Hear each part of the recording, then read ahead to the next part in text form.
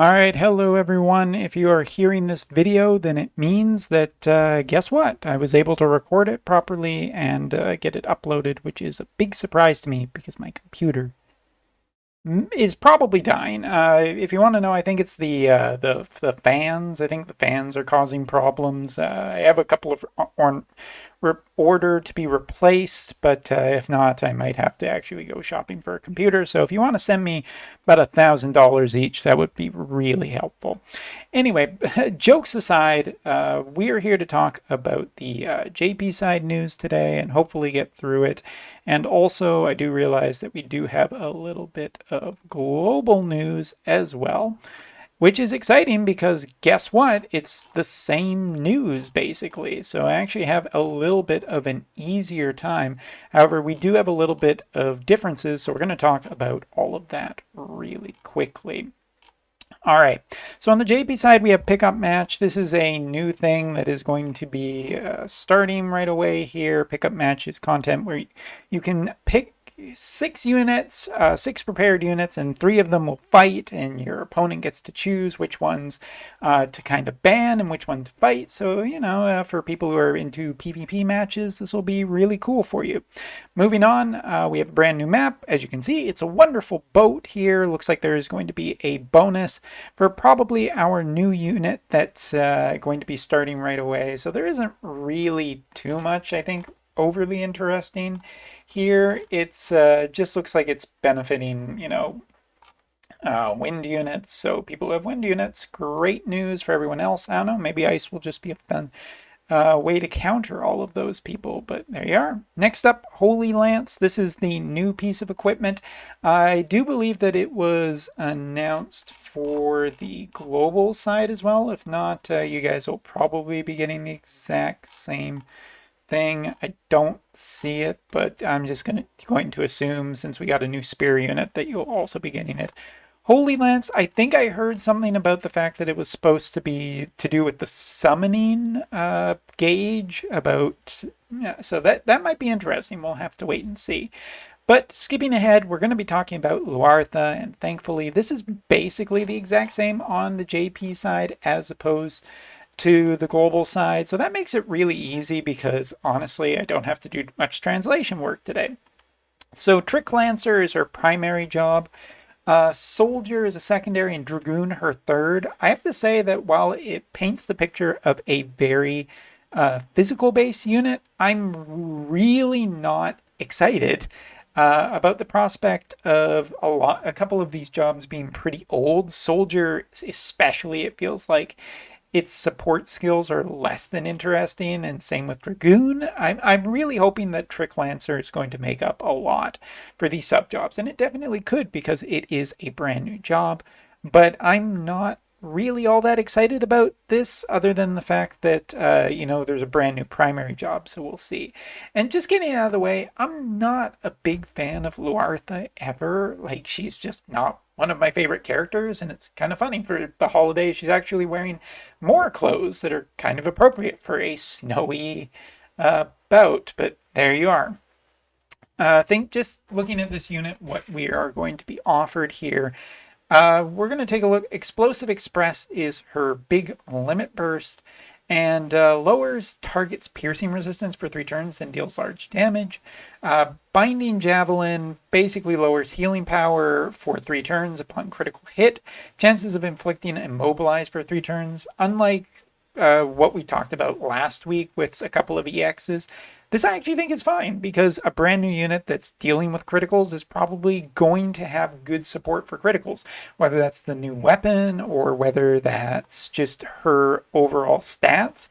I'm not really too worried about this unit generating this kind of thing. Now, in terms of lowering healing power, okay, could be interesting. Upon, if inflicting mobilize is pretty interesting since she has a pretty good range. Don't think the AI will respect that too terribly much, but, immobilize, not bad. Not the best status effect, but not bad.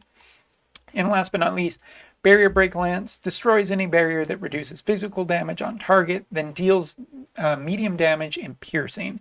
There's a couple of things that I'm interested about this. The way it's written destroys any barrier that reduces physical damage.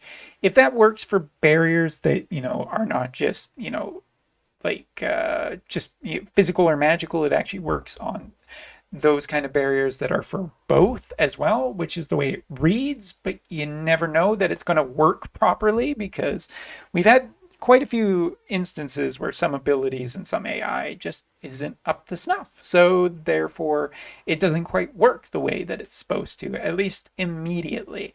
So this is interesting. If it just cancels out, all of those barriers that it's supposed to, this is pretty good. It's also doing piercing damage, so that's really nice. In terms of a DPS, seems like her kit is going to be really effective at dealing with other units physically, which, given the sub jobs and everything, is fine. Also, oh, sorry, wait, we're still on the Holy Lance thing. My bad. I was scrolling around on another screen. Yeah, there we go. Taking a look at just her master ability, defense penetration up by 15 and critical damage up by 10. Would have preferred critical chance on the master ability, but maybe it's not such a big deal. We'll talk overall about what I think about this unit a little bit later once we have all the details out. And speaking of all the details, of course, we have a new vision card, which is kind of nice that it's showing up this week, that it's going along with the same time. It's also a little suspicious, if I'm going to be totally honest. Could be that we're, the JP side normally does the character with a card the following week, which could mean that we're getting a second Christmas unit the next week. So do you really want to spend right away? Not entirely convinced that you do. You might want to hold out and just wait and see midway, like next Monday, whether or not we're getting another Christmas unit or exactly what we're getting, because this is it's a little suspect. Now, switching between a conversation about the JP side versus the global side, this vision card mostly is the same. Bestowed effect is accuracy up, which makes a much bigger, impact on the JP side, where we are having more evasion issues lately. Also kind of interesting because wind units are already evadey, so this kind of makes wind just better on a specific unit. As for the party ability, attack up, critical hit rate up, and max HP up. Not bad all around. I actually think that this is a pretty nice vision card. I'm curious about the stats, as per always, because that's really what makes, on the JP side, we can do double vision cards. So it might not be that this vision card is just as good as running Ifrit on primary or secondary, but could be. So we'll have to wait and see the exact numbers to determine how good this vision card is. Now, interestingly, this is the big difference. On the JP side, we just get the third times the charm ability, deal 3 hit damage medium to the target, lowers critical evasion rate for 3 turns. Okay, all right. I think it's a nice chaining ability. Wind could use some more of that. I think Wind has kind of been shorthanded on a lot of that, so it's nice to see that it is getting a chaining ability, even if it is through a vision card. But the JP side does not get the global bonuses for units, however. So Victoria is getting missile attack up, and Luartha and Mashari Winter are getting pierce attack up. And I don't think that really changes it's nice extra value, but in terms of whether or not you're going to be running either of those other units in a wind-based party, I don't think so. I think if you're really wanting this card, you're already buying it for Luartha, or if not, for your other wind units. And I just don't think that, I don't think that Winter Victoria is that good anymore. Not bad. Definitely not a bad unit. But she isn't really a super run on the JP side, since there are, lots of good archers right now for different reasons why people would be running them as opposed to Winter Victoria. And as for Mashari, the fact that Mashari on the JP side did not get a new master ability or anything, just doesn't bode that well for me that this vision card, that she is going to be really all that good. Does synergize with the new character, both because they're spears, but honestly, not entirely sure. And so before we continue the conversation about this unit, I just want to take a look at the wind category, because it feels like for the most part, before we see the rest of this unit's kit and before we really get a picture of how valuable this unit will be, initial impressions, I'm not super convinced that this is a unit that you need to get, at least on the JP side. Globalers, maybe you'll really like this unit because she's very accurate, because she's capable of doing criticals, because you have a, a soft spot for Luartha. I don't know whether or not Global is really in need of this character because maybe you're still having problems with Zazin or whatever. On the JP side, just taking a look at the wind units we have right now and what we're looking at, I don't know if this is really something that I would ever want. Like, I don't see it. I see right now on the JP side, if anything, that there's already a really good win team. 2B, Tifa, and June. That's your win team. And you could, slot out June for something else. But in terms of a win DPS, that's spear when there really isn't any other spears here, just running a spear-based team, I don't know. I don't know if it's that exciting to me. I think that this unit is particularly good, but the other thing on the JP side that is in the news this week is just that we have that the next Warrior of the Crystal is Earth.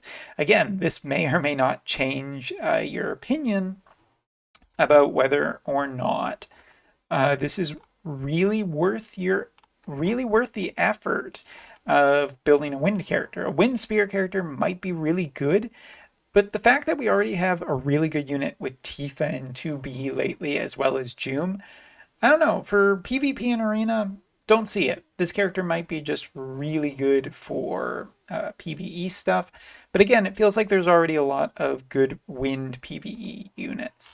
So the Earth Elemental character here obviously could just be really interesting in about a couple of weeks, because he's probably slated to come around January 1st. He's probably going to be our New Year's 100 cost character. And I think he is just probably more exciting. That is just my opinion. We'll see. But if you are getting Luartha to counter a future unit that isn't even out yet, that's putting the cart a little bit before the horse. One, because we don't even know if Luartha is going to be that good against him. But secondly, I guess the problem kind of has to exist before I really recommend it. Interesting other notes is that Lucio will get his final ability, damage to targets within range, which means that it's a multi, or at least it's an AoE of some kind. It will also put Brave down for 3 turns. That should be Lucio's last ability. So we'll give another review to Lucio once we have his full kit and just see how he turned out. But honestly, overall, Lucio is just one of my favorite characters of the entire year. And that's saying a lot, because there have been a lot of good characters this year. I think I might even have to make a, best characters of the year list at some point in time. Maybe before the end of the year. As for Winter Victoria, I'm not super convinced at this point, and neither am I super excited, but the JP side just has such good units. And it is a question right now of whether or not, like with a Fest unit right around the corner and potentially another character next week, if this is the one that you really want to go in on. Taking a look at just the information here that we can see from the JP side, she's lasting for 2 weeks. So I really don't think that she is super worth rushing down unless you are absolutely decided on it. As for Global, with the winter units and whatnot, looks like there's going to be a rerun of the old characters. I guess they learned that Global gets really angry when the old characters don't come back. Good for them. Other than that, you guys are getting another story chapter 1. where you are going to end up getting Lucio, and that's really exciting because, again, as I just said, he is a fantastic character to get your hands on and start building. So yeah, that's basically all I have to say about this event. I'm not incredibly enthralled, but there is a good combination here. I will need to see the kit before I wholeheartedly recommend this character or think that she's just not worth it. Like, just based right now with what we're currently having problems on the JP side, I would only really overly be excited if she was like a really good sure hit ability for Win that also had some good evasion on her, because that would feel really good right now.